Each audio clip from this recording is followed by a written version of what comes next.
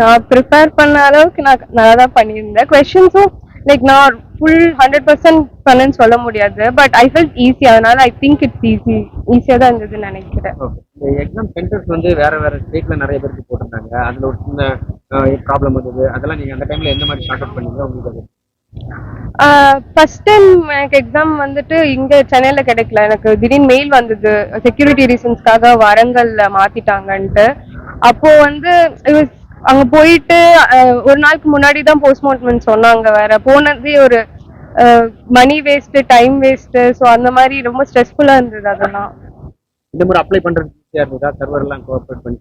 அதுதான் இந்த வாட்டியுமே வந்து எனக்கு அந்த நடுவில் இன்வாலிட் கிரெடென்ஷியல்ஸ்னு ஒரு ப்ராப்ளம் வந்தது. அதுக்கு தான் 1 டே எக்ஸ்டென்ஷன் வேற பண்ணாங்க அப்ளை பண்ணப்போ, சிட்டி சூஸ் பண்றப்போ.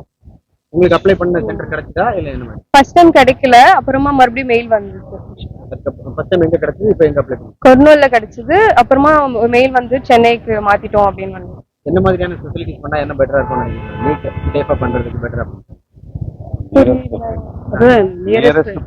அடுத்த நீட் எக்ஸாம் எழுத போறவங்களுக்கு எந்த மாதிரியான ஈஸியான வே பண்ணா அவங்க மென்டலி ஃப்ரீயா ஒர்க் பண்ண முடியும்? வெப்சைட் ஒழுங்கா கிரியேட் பண்ணி அந்த மெயின்டெனன்ஸ் ஒழுங்கா பார்த்துக்கணும்.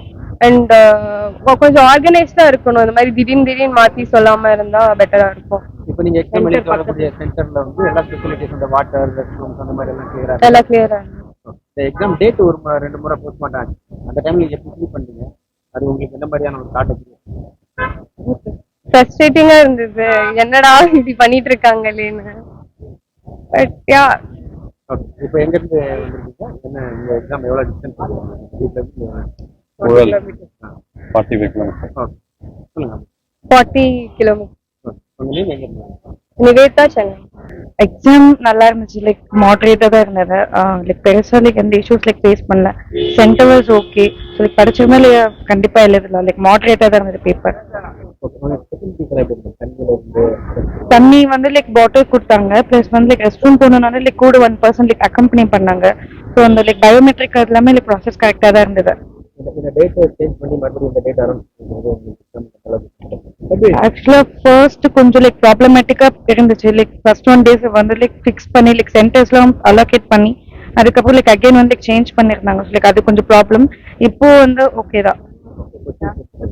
அது மாடரேட்டா இருந்தது. லைக் படிச்சிருந்தா கண்டிப்பா எழுதலாம். லைக் அப்பார்ட் வந்து ஒரு 10% மட்டும் கொஞ்சம் டஃப் கொஸ்டின்ஸ் இருக்கும். அது லைக் படிச்சாலும் நம்மளால ஒழுங்கா எழுத முடியாது. டாக்டர் சௌமியா.